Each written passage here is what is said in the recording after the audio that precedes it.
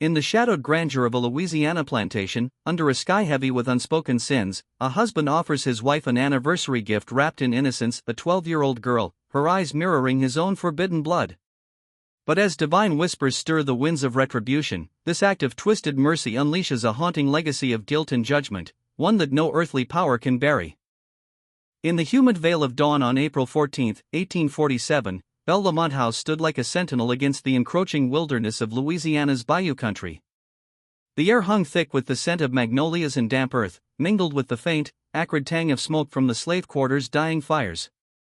Towering oaks draped in Spanish moss whispered secrets to the wind, their branches twisting like the fingers of judgment reaching from the heavens. Henri Laval, a man whose fortune was built on the bent backs of the enslaved, paced the polished oak floors of his study, his boots echoing like muffled heartbeats in the stillness. The house, with its grand columns and lace-curtained windows, exuded an air of Creole elegance, but beneath it lurked the rot of moral decay, a decay that Henri could feel gnawing at his soul, like the subtle erosion of sin described in the book of Proverbs, where the iniquities of the wicked ensnare him. Henry's hands trembled slightly as he adjusted the collar of his linen shirt, starched to perfection by hands he owned but never truly acknowledged. At 42, he was a figure of imposing presence, tall, with sharp features etched by years of calculated ambition, his gray-green eyes holding the cold gleam of a man who had long ago traded his conscience for cotton bales and social assent. Yet today, those eyes betrayed a flicker of unease, a shadow of the divine reckoning he sensed but dared not name. For in the Bible he occasionally thumbed through in moments of fleeting piety, it was written that the Lord tests the righteous, but his soul hates the wicked and the one who loves violence. Henri had loved violence in its subtle forms, the lash of authority, the chain of possession, and now, it seemed, the Lord was testing him through the very fruit of his transgression. The girl waited in the antechamber, her small frame swallowed by the vastness of the hall. Rose, they called her, a name that evoked fragile petals, but in truth, she was a thorn. Rooted in forbidden soil. 12 years old, her skin a warm café au lait that spoke of mingled bloodlines, her hair coiled in tight braids that caught the morning light filtering through the leaded glass. She stood motionless, as her mother had taught her, eyes fixed on the intricate Persian rug beneath her bare feet, its patterns swirling like the turbulent waters of the Mississippi that had carried her here. The simple cotton dress she wore, newly sewn and crisp, felt foreign against her skin, a costume for a role she didn't understand. Her heart pounded with the rhythm of fear, each beat echoing the spiritual void she felt, torn from her mother's arms as if by the hand of some vengeful angel separating the wheat from the chaff. Henri emerged from his study, his face a mask of composed authority. He glanced at Rose, and in that moment, the air thickened with unspoken recognition. Her eyes, those damnable eyes, were mirrors of his own, a living testament to his fall from grace, reminiscent of David's sin with Bathsheba, where lust birthed tragedy and divine wrath. He cleared his throat, the sound harsh in the quiet. "Come," he commanded, his voice laced with a formality that hid the storm within. Rose followed, her steps silent, padding like a ghost through the corridors adorned with oil portraits of stern ancestors, their painted gazes seeming to judge the living with biblical severity. They entered the morning room, where Celeste Laval awaited, oblivious yet to the serpent Henri was about to introduce into their garden. The room was a sanctuary of refinement. Sunlight streamed through French doors, casting golden pools on the mahogany table set with silver and porcelain. Fresh beignets dusted with powdered sugar sat beside a vase of camellias, their white petals symbolizing purity, a cruel irony in this house of hidden impurities. Celeste, at 38, retained the austere beauty of her Creole heritage, high cheekbones, raven hair pinned in elegant curls, her silk morning gown flowing like a river of pale ivory. She sipped coffee from a delicate cup, the steam rising like incense in a profane ritual. Her marriage to Henri had been one of alliance rather than passion, 9 years of dutiful companionship, childless, marked by the quiet desperation of unfulfilled legacy. In her private prayers, she invoked the Virgin Mary for solace, clinging to faith amid the moral ambiguities of their world. "My dearest," Henri began, his tone rehearsed, infused with the false warmth of a man concealing daggers. "On this, our anniversary, I present to you a gift befitting your grace." He gestured, and Rose stepped forward, curtsying awkwardly, her small hands clasped to still their trembling. Celeste's eyes narrowed, appraising the child as one might livestock at market. The girl's poise, her refined features, the subtle familiarity in her posture, it stirred something primal, a whisper of intuition that grew into dread. But let us pause here, as the threads of fate weave tighter, and rewind the clock of providence to unearth the roots of this unholy vine. For sins, like weeds in Eden's garden, do not sprout overnight, they burrow deep, fed by the waters of temptation and neglect. The true genesis of this tale lies not in Louisiana's opulent halls, but in the sweltering fields of Mississippi, 12 years prior, where the seeds of Henry's damnation were sown under a merciless sun. It was the summer of 1834, in the grip of a heat wave that turned the air to molten lead. Bellamont Plantation sprawled across the fertile delta like a kingdom unto itself, its cotton fields stretching to the horizon, white bowls bursting like souls awaiting harvest. The main house, a modest Greek revival structure with verandas shaded by pecan trees, hummed with the ceaseless labor of the enslaved. Insects droned in endless chorus, a natural requiem for the oppressed, while the distant crack of overseers' whips punctuated the day like thunderclaps from an angry God. Henri Laval, then a brash 29-year-old, arrived on horseback, dust clinging to his riding coat like the weight of ambition. Hailing from New Orleans' merchant class, he was no aristocrat by birth, but his sharp mind and ruthless drive had propelled him into the lucrative world of cotton speculation. The 1830s were a boom time, with the invention of the cotton gin transforming the South into an economic powerhouse, albeit one built on human suffering. Henri navigated this landscape with the precision of a gambler, buying futures, brokering deals, and ingratiating himself with planters like old Monsieur Mercier, a widower whose vast holdings made him a gatekeeper to fortune. Mercier, grizzled and pragmatic, welcomed Henri as a surrogate son, his own heirs claimed by the yellow fever epidemics that ravaged the region like biblical plagues. During extended stays, Henri immersed himself in the plantation's rhythms, the creak of wagons laden with bales, the chants of field hands rising at dawn, the evening lanterns flickering in the quarters like distant stars. It was in this environment, where power imbalances were as natural as the tide, that Henry's gaze fell upon Dinah. Dinah, 23 and enslaved since birth, moved through the house with the quiet grace of one who had learned to navigate storms. Her domain was the sewing room, a sunlit alcove filled with bolts of fabric, needles glinting like tiny swords, and the software of her treadle machine. Born to a seamstress mother, she had inherited not just skill but a rare literacy taught illicitly by the late Madame Mercier, defying laws that deemed educated slaves a threat. Dinah's eyes, deep brown and watchful, held depths of unspoken wisdom, her skin the rich hue of polished mahogany. She mended linens with stitches so fine they seemed woven by angels, all while harboring a spirit that yearned for the freedom promised in smuggled abolitionist whispers. Henry's encounters with her began innocently. Enough, or so he told himself. He would enter the sewing room under pretexts, inquiring about cloth shipments, discussing household inventories. The air would thicken with unspoken tension, the scent of lavender soap from Dinah's skin mingling with the starch of fabrics. Their conversations, brief and guarded, revealed glimpses, her knowledge of herbs for healing, his tales of New Orleans' bustling ports. But beneath it lurked the inexorable pull of power. In a society where white men's desires were law, Dinah had no refuge. The relationship, if one could dignify it so, unfolded in stolen moments, the dim light of evening, the rustle of skirts, the heavy silence of complicity. As autumn painted the leaves in fiery judgment, Dinah discovered her pregnancy. Fear coiled in her gut like a serpent, for in this world, such children were both asset and liability, proof of sin that could elevate her value or invite wrath. She confided in no one at first, her hands continuing their work, stitching patterns that mirrored the tangled web of her fate. Henri, sensing the shift, grew distant, his visits tapering as winter approached.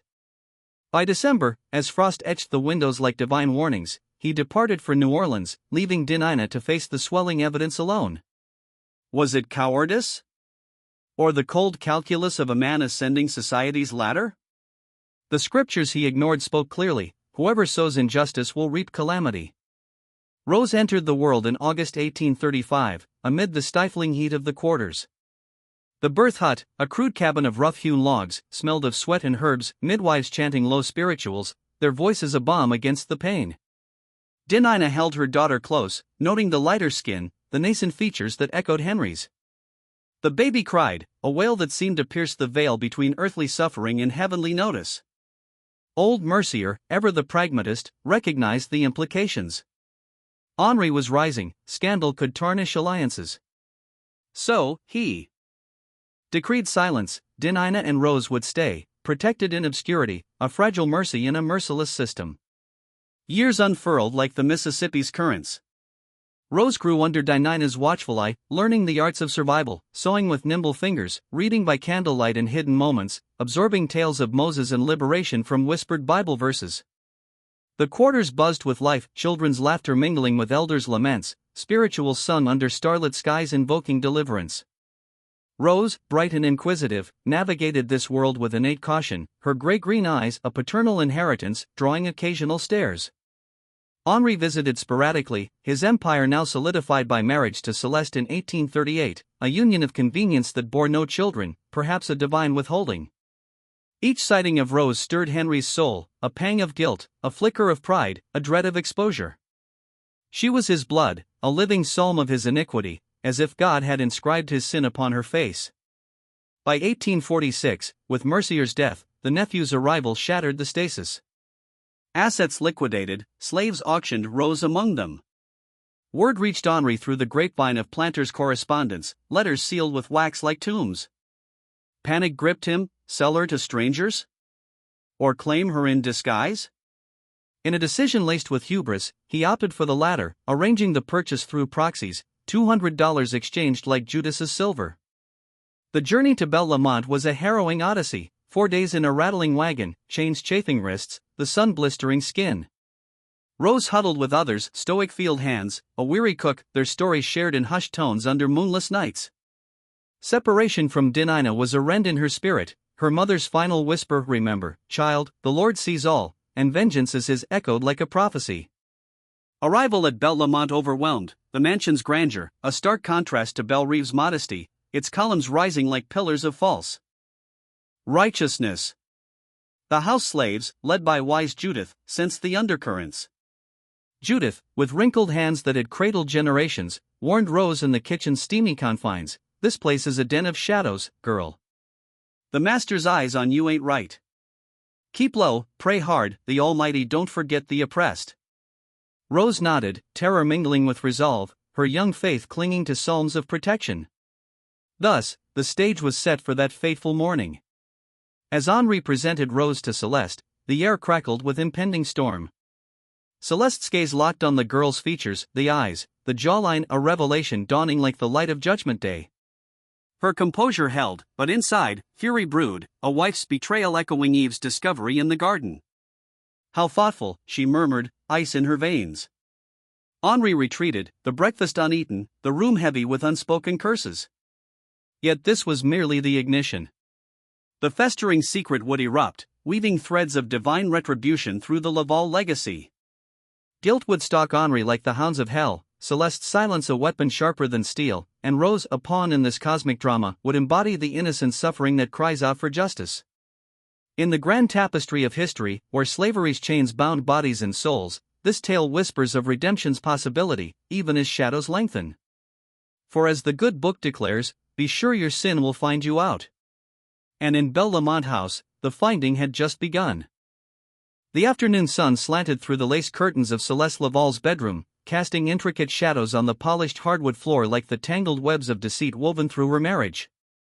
It was August 1847, and the air was thick with the scent of blooming jasmine from the garden below, mingled with the faint, metallic tang of ink from the letter she held. Celeste stood by the tall sash window, her silk dressing gown whispering against her skin as she reread the words from Madame Rousseau, each syllable a nail driven into the coffin of her illusions. The paper crinkled under her fingers, a sound as fragile as the facade of respectability Henri had built around them.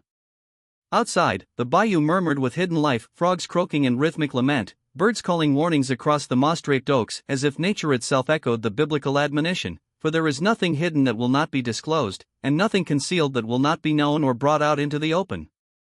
Celeste's heart pounded with a rage that felt almost holy, a divine wrath bestowed upon the betrayed. At 38, she was a pillar of Creole poise, her dark hair coiled in elegant twists, her posture unyielding as the iron gates guarding Bellamont House.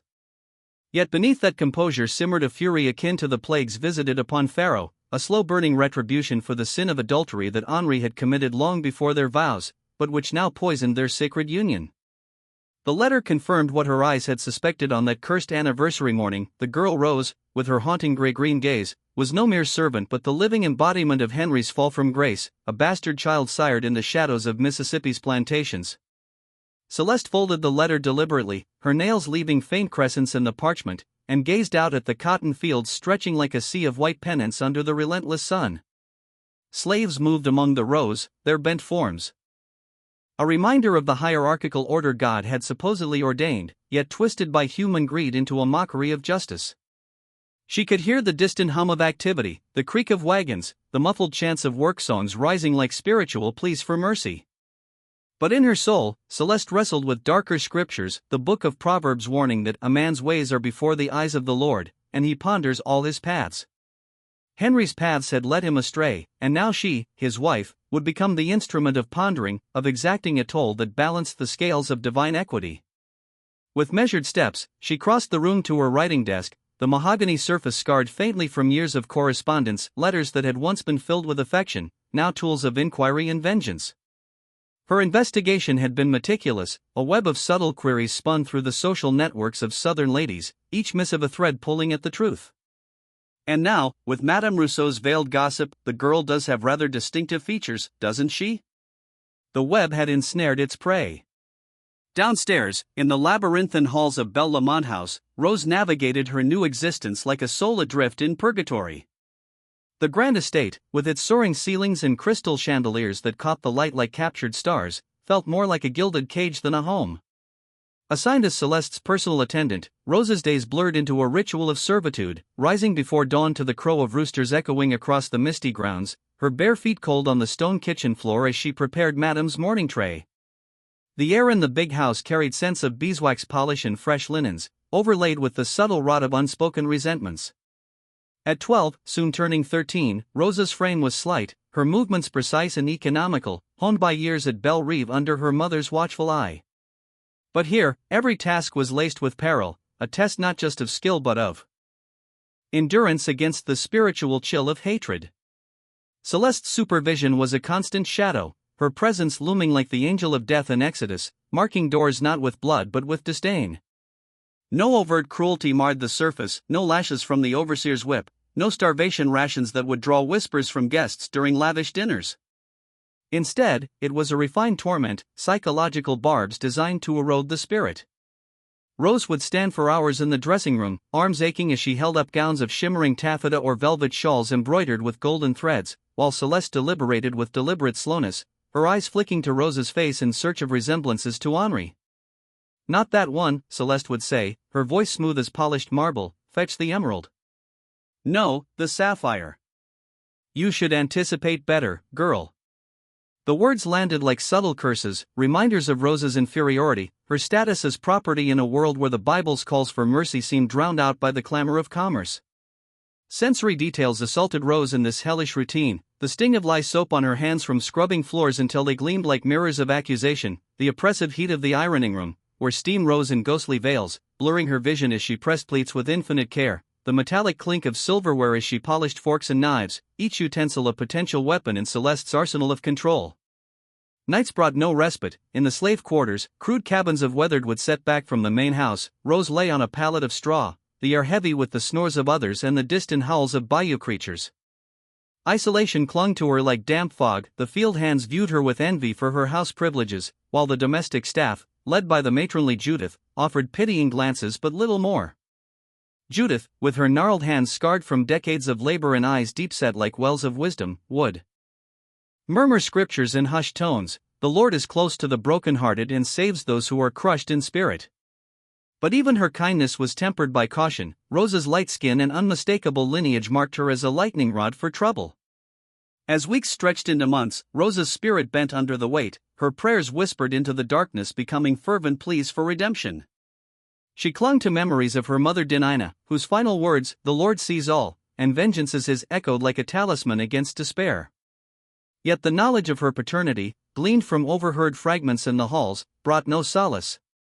Henri was her father, a truth as undeniable as the shared curve of their jaws, yet he averted his gaze in passing, his guilt manifesting as avoidance rather than action. In moments of rare intersection, crossing paths in the shadowed corridors lit by flickering oil lamps, Rose felt the spiritual rift keenly, a paternal bond severed by sin, reminiscent of Abraham's trials but devoid of divine intervention. Celeste's confrontation with Henri unfolded that evening in the study, a room redolent of leather-bound ledgers and cigar smoke, symbols of his earthly empire. The grandfather clock ticked ominously, each second a grain in the hourglass of judgment. Celeste entered like a specter of justice, the letter her evidence, her voice steady but laced with the chill of winter winds. "I know," she declared, her eyes locking onto his with the intensity of a prophet denouncing idolatry. Henri rose, his face paling under the lamplight, shadows playing across his features like the demons of his conscience. The exchange crackled with tension, accusations of betrayal, defenses laced with self-justification, a refusal to sell Rose that sealed their fates. Celeste's parting smile was a harbinger of doom, cold as the grave, invoking the scriptural promise that the wicked are ensnared by the work of their hands. From that pivotal night, Bellamont House descended into a spiritual morass, the air thick with unspoken curses. Celeste's torments refined themselves, tasks escalated in futility, arranging bouquets where petals must align perfectly under ever-shifting criteria, mending hems with stitches finer than spider silk, all under scrutiny that felt like the eye of God turned wrathful. Rose, now navigating adolescence, absorbed these blows with stoic resilience, her inner world a fortress of faith. She learned to read Celeste's moods in the subtle tightening of her lips, the flicker of disdain in her gaze, anticipating demands like a seer divining omens. Yet new shadows loomed as Rose blossomed, her emerging beauty, with soft curves and luminous skin, drew unwanted eyes, echoing the vulnerabilities of her mother's past. The male visitors, planters in starched collars, their laughter booming during brandy-soaked evenings, cast appraising glances, their whispers a serpent's hiss in Eden. But it was the new overseer, Thomas Garrett, hired in 1850, who embodied the gathering storm. Garrett was a brute cloaked in authority, broad-shouldered, with a scar twisting his lip into a perpetual sneer, his whip coiled at his belt like an instrument of infernal punishment. He patrolled the fields with the zeal of a taskmaster, driving workers under the blistering sun, his shouts echoing like thunderclaps of condemnation. Yet his eyes lingered on Rose, drawn to her grace amid the drudgery, her difference a beacon in the monotony.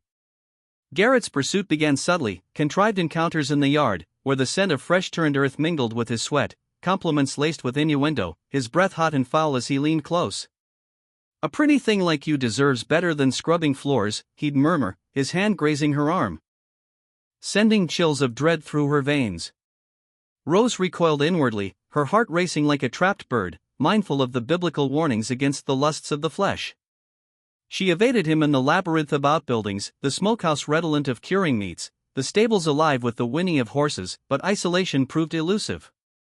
In desperation, she confided in Celeste one morning, amid the rustle of petticoats and the clink of jewelry, her voice a tremor, "Madam, Mr. Garrett, he's been improper.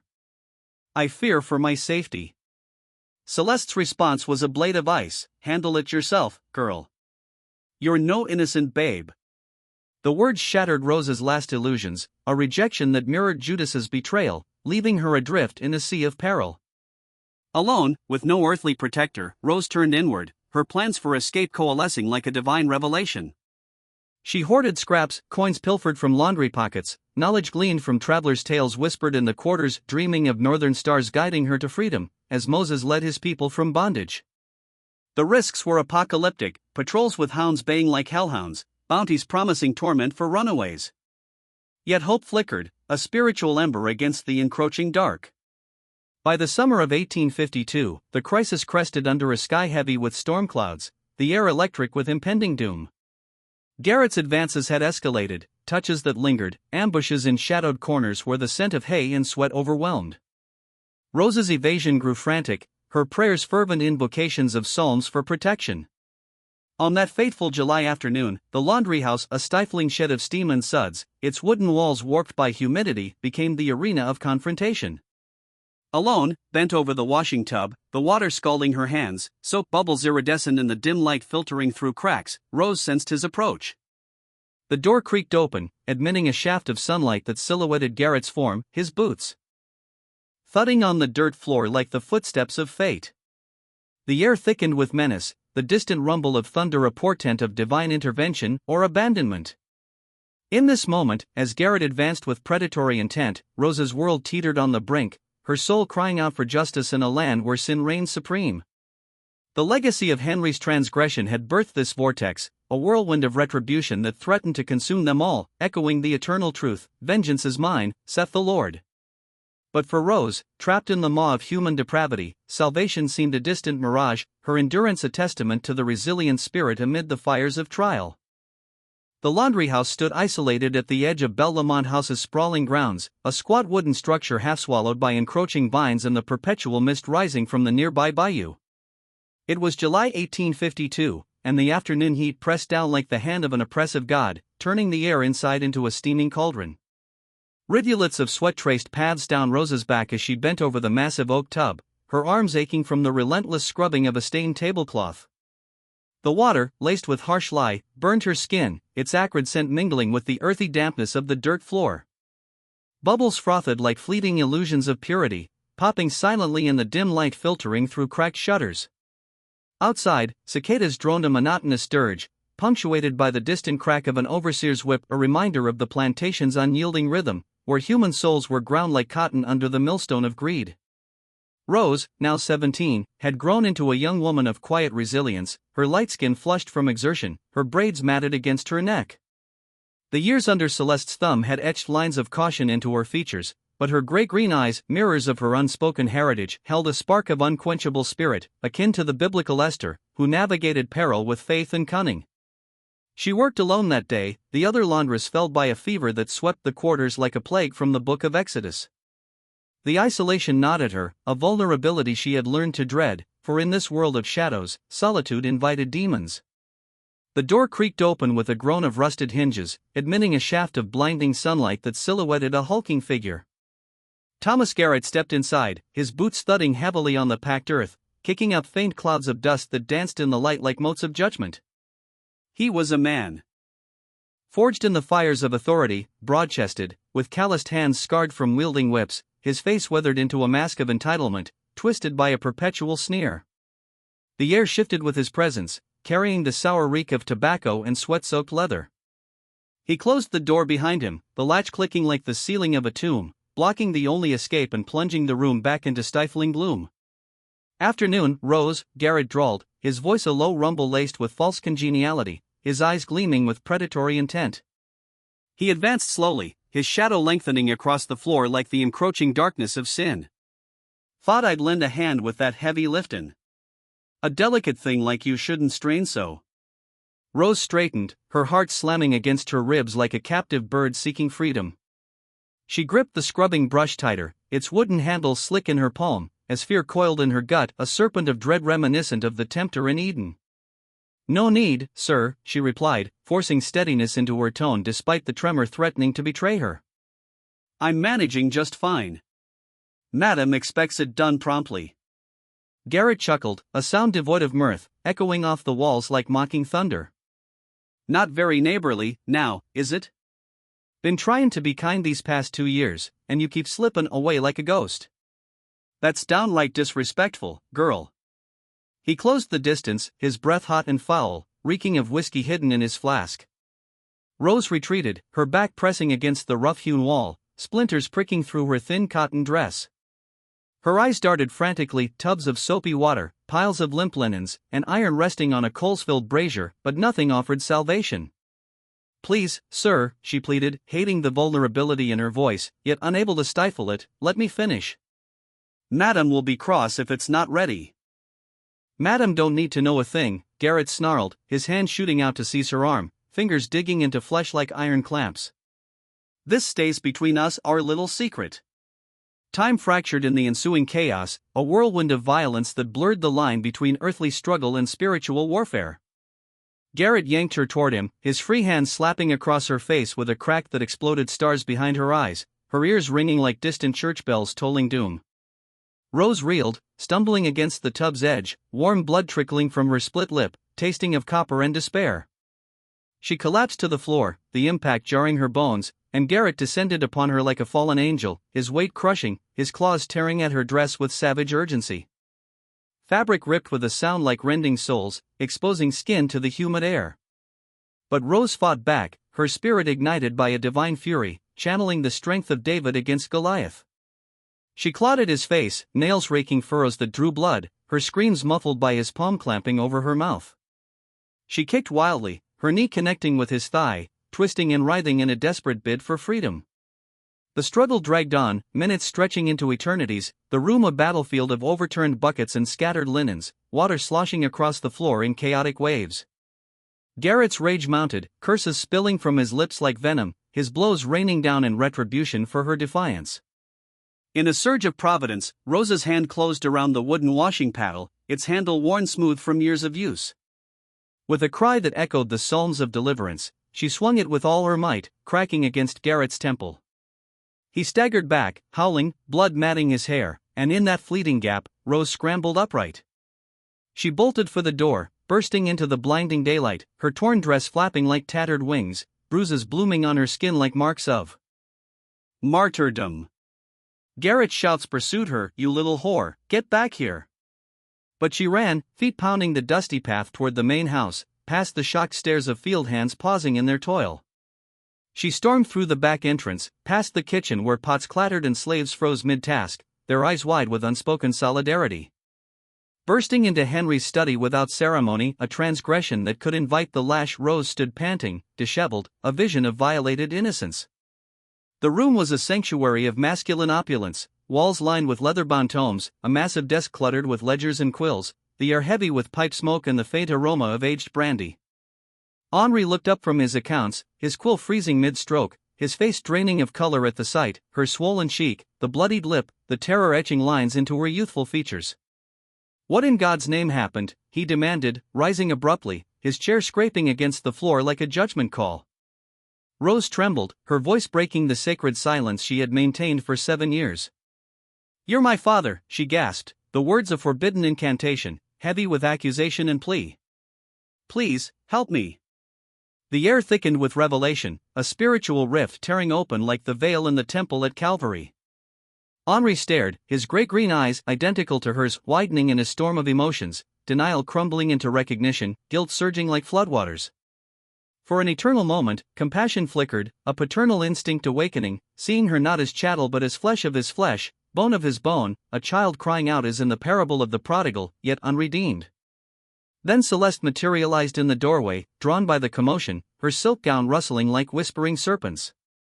At 39, she was a statue of controlled elegance, but her eyes blazed with infernal fire, taking in the scene, Rose's disarray, Henry's anguish, the damning words lingering like smoke. "Get out," Celeste commanded, her voice glacial, cutting through the tension. "To the quarters. Do not return until summoned." Rose's gaze locked on Henri, beseeching, her soul laid bare in silent prayer for intervention. But he remained mute, paralyzed by cowardice, his silence a betrayal echoing Judas's kiss.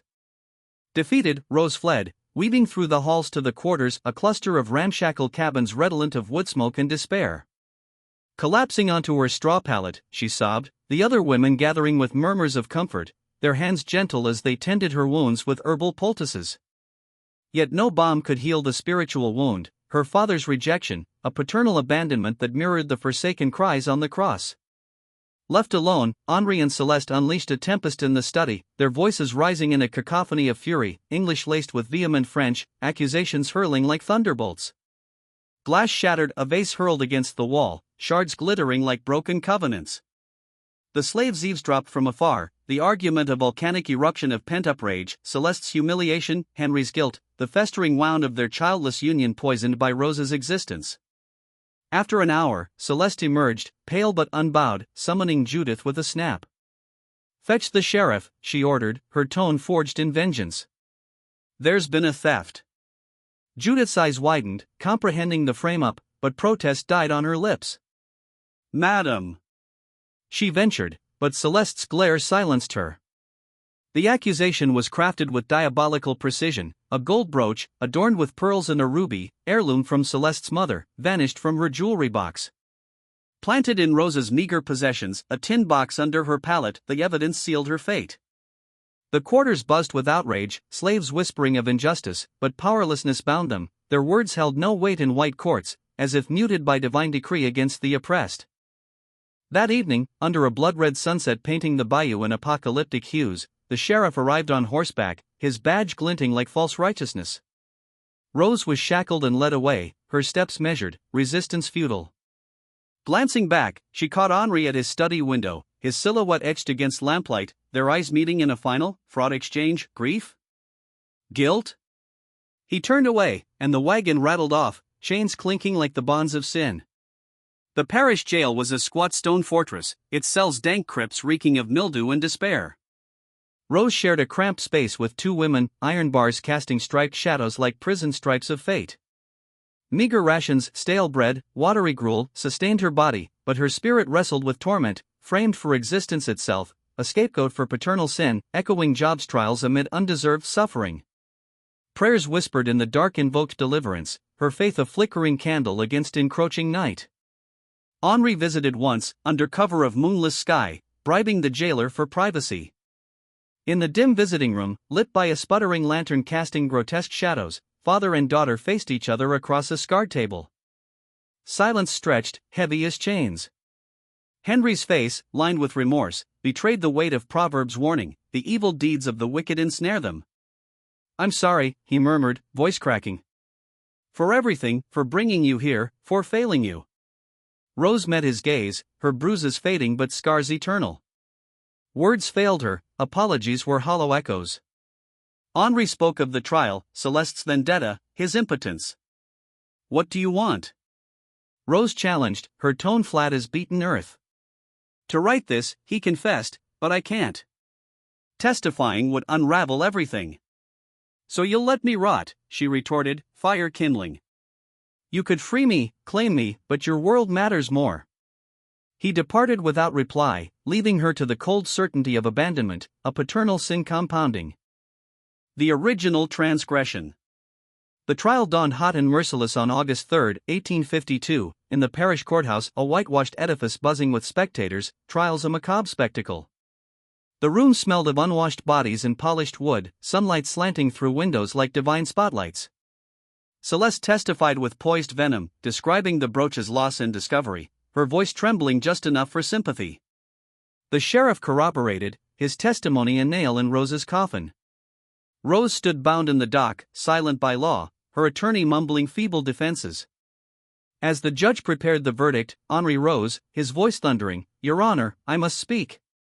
The courtroom hushed, Celeste's alarm palpable. Henri advanced, eyes on Rose, then Celeste, the crowd. "She's innocent," he declared. The brooch was misplaced. "My wife erred." Murmurs erupted, the judge gaveling order. Celeste's fury blazed unspoken. Henri pressed, "Dismiss the charges. Release her to me." The judge, sensing marital Armageddon, complied, charges dismissed. Rose, unbound, stood dazed, Henri guiding her out amid stares, a paternal reclamation amid spiritual upheaval. The carriage ride home crackled with silence, Celeste retreating to her chambers upon arrival, locking out the world. 3 days later, Henri emerged from seclusion, brandy-fueled, with documents, a bill of sale and letters, harbingers of resolution or further reckoning. The sins of Bellamont House neared their climax, divine justice weaving toward an inexorable end. 3 days after the courthouse storm, Bellamont House lay under a heavy, unnatural quiet, as if the very walls held their breath in anticipation of judgment. The August sun beat down mercilessly, turning the air into a shimmering haze that distorted the horizon where cotton fields met sky. Inside the grand house, shadows pooled in the corridors like spilled ink, the scent of beeswax and wilting magnolias clinging to every surface. Celeste remained barricaded in her upstairs chambers, the door locked with a brass key that seemed to symbolize the final sealing of her heart. No trays of food were accepted, no visitors admitted. The servants tiptoed past her door, exchanging fearful glances, sensing the spiritual desolation within a woman who had once wielded control like a scepter, now reduced to solitary vigil over her shattered pride. Henri, too, moved through the house like a specter, his footsteps hollow on the polished floors. He had not sought Celeste's counsel, nor offered Rose explanation. The weight of his courtroom confession pressed upon him like the millstone Jesus spoke of, grinding away the last illusions of self-righteousness. In the solitude of his study, amid ledgers that now mocked his earthly empire, the air thick with the ghosts of cigar smoke and regret, he had spent sleepless nights wrestling with scripture and conscience. The book of James haunted him, whoever knows the right thing to do and fails to do it, for him it is sin. He had known, 4 years, and failed. Now, the hour of reckoning had come. On the third morning, as dew still clung to the grass and the first light gilded the columns, Henri summoned Rose. She approached the study with measured steps, her heart a drumbeat of wary hope and lingering dread. The bruises on her face had faded to faint yellow shadows, but the deeper wounds of betrayal, of abandonment, remained raw. She entered quietly, the door creaking like a reluctant confession. Henri stood at the tall window, his back to her, gazing out at the fields that had built his fortune on stolen labor and broken spirits. The cotton bolls swayed gently, white as unfulfilled promises. "I've arranged for your sale," he said without turning, his voice low and deliberate, each word carved from stone. "To a family in Texas, the Harpers. Respectable people. They'll treat you well enough." Rose felt ice bloom in her chest, a cold certainty settling like frost on grave markers. Freed from jail only to be exiled anew. Sold away like livestock, severed from the only place she had ever known, even if that place had been her prison. She swallowed the bitterness rising in her throat. "I understand, sir," she whispered, the formality a shield against further pain. Henri turned then, his face gaunt in the morning light, eyes shadowed by sleeplessness and something deeper, perhaps the first stirrings of genuine repentance. "No, Rose. You don't." He crossed to the desk, movement slow, as if every step cost him. "The sale is a fiction. The Harpers are abolitionists, quiet ones, but committed. They'll take you to their ranch near the border. From there, they'll guide you into Mexico. Once across, you're beyond the reach of Louisiana law. You can go north to the Free States, or stay south. Either way, you'll be free. Truly free." The words hung in the air like a benediction, fragile and unbelievable. Rose stared at him, searching for deceit in the familiar lines of his face, the same eyes that had once avoided hers, now holding steady. Freedom. The word tasted foreign on her tongue, a dream she had buried so deeply it felt like betrayal to unearth it. Henri opened a drawer and withdrew a small leather pouch, worn soft from years in darkness. "This is yours," he said, extending it. $200 in gold, the price I paid for you 5 years ago. It's not restitution. Nothing could repay what was taken. But it's what I have to give. Use it to begin again." Rose's fingers trembled as she accepted the pouch. The coin shifted inside with a soft, metallic whisper, more wealth than she had ever held, a tangible symbol of possibility.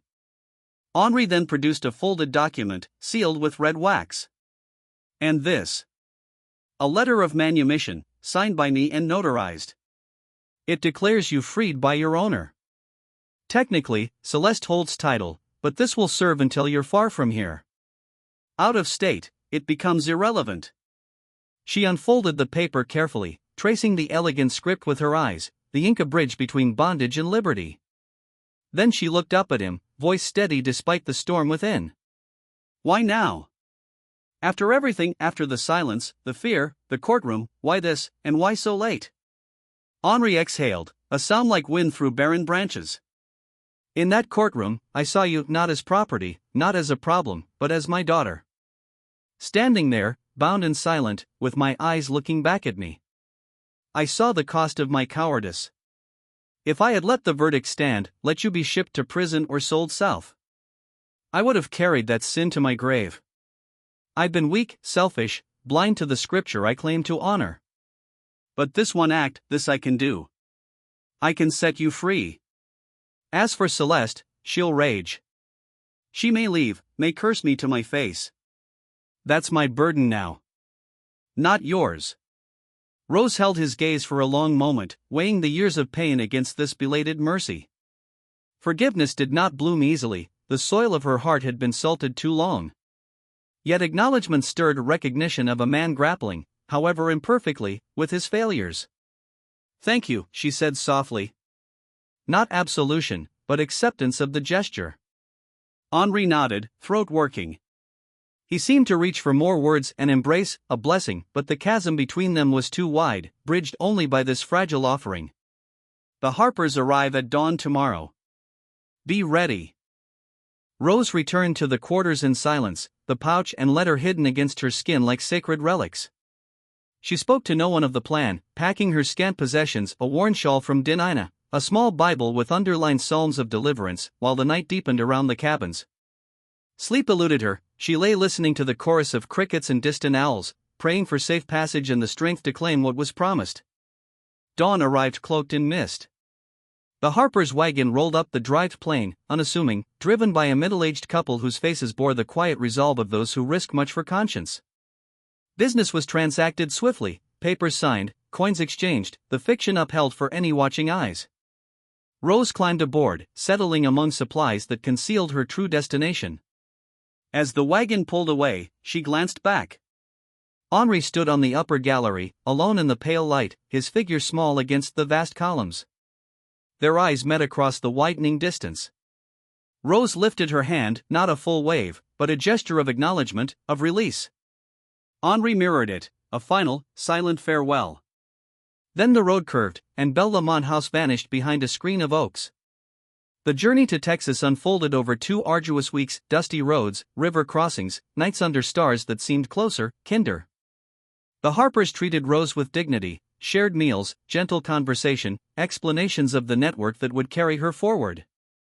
They spoke of safe houses, sympathetic contacts in Mexico, the precarious path to true liberty. Rose listened, the reality of freedom settling slowly, like rain soaking parched earth. At their modest ranch near the border, low adobe walls, a small corral, the scent of sage and distant mesquite smoke, they sheltered her for days. Rest came in fragments, interrupted by nightmares of chains and courtroom gavels. Then, under cover of moonless night, they guided her across into Mexico. A quiet crossing marked only by whispered prayers and the soft splash of a shallow river. In a dusty northern Mexican town, Rose began anew. She found work as a seamstress, her needle flying through fabric with the precision Dinina had instilled. Spanish came haltingly, then fluently, the gold coins stretched carefully, buying time and security. By 1853, the pull northward grew irresistible. She joined a small group of fugitives, threading the Underground Railroad's invisible veins through Texas Badlands, Indian Territory, Kansas prairies. Dangers shadowed every step, bounty hunters with dogs baying like infernal hounds, nights hidden in root cellars, kindness from strangers who risked everything, black families offering shelter, white Quakers sharing bread and scripture. Each safe house was a miracle, each leg of the journey a testament to human defiance against systemic evil. Rose reached Illinois in spring 1854, weary but unbroken. In a modest town with a thriving community of free blacks and escapees, she purchased a small plot with the last of Henry's gold. Her dressmaking shop opened modestly, bolts of calico and silk, a treadle machine humming like a heartbeat of independence. She married James, a gentleman from Kentucky who had fled bondage years earlier. 3 children arrived, 2 daughters with her quick hands and bright eyes, a son with quiet strength. Rose taught them to read by lamplight, to sew with pride, to walk tall in a world still scarred by prejudice. When they asked of her past, she offered only fragments, born in Mississippi. Came north young. The rest remained locked away, a private ledger of survival. She kept the empty pouch and the manumission letter in a cedar box, untouched but treasured reminders that freedom, once claimed, is never fully given. Rose lived to 1903, dying at 68 amid family, having witnessed emancipation, Reconstruction's fragile hopes, Jim Crow's bitter rise. Her legacy was not suffering endured, but life. Reclaimed, children educated, grandchildren born free, a lineage unbroken by chains. Bellamont House, meanwhile, decayed under the weight of its sins. Celeste and Henri became strangers sharing a roof, meals taken separately, silences vast as oceans. Henry's decline was swift, trembling hands, hollow cheeks, nights lost to brandy and remorse. He died in 1856 at 51, heart failure the physician said, but guilt the truer diagnosis. Buried in New Orleans with pomp, his funeral masked the private ruin. Celeste inherited all, managing with icy precision, but isolation claimed her. The war shattered Confederate wealth, emancipation emptied the quarters. Judith departed for New Orleans, sewing for wages until 1870. Celeste grew reclusive, wandering empty rooms, murmuring in French to ghosts. Henri, her younger self, the choices that had entombed her. She died alone in 1871 at 62, discovered days later by a window overlooking ruined gardens. No heirs, no will. Bellamont fell to creditors, then to time columns toppled, walls crumbled, vines reclaiming what slavery had scarred. The story slept for generations until the 1970s, when historian Dr. Patricia Williams unearthed the 1847 bill of sale. Piecing together trial records, letters, plantation ledgers, she traced the thread to Rosa's descendants in Illinois. Eleanor, Rosa's great-granddaughter, opened the cedar box, empty pouch, faded manumission, a sparse notebook in Rosa's hand confirming the tale. Published in 1978, the story entered scholarship, taught as a microcosm of slavery's moral rot, the corruption of every bond it touched. For Rosa's line, it was heritage, survival, resilience, dignity forged in fire. Eleanor and kin visited the ruins, standing amid foundations overgrown with wildflowers. She survived, Eleanor said softly. She built something better. That's the legacy. Rosa's story endures not as tragedy alone, but as testament. Even in darkness engineered to crush the spirit, one soul can rise, claim freedom, and plant seeds of justice that outlast empires. The sins of Bellamont House crumbled to dust, but the light of a daughter's endurance still shines.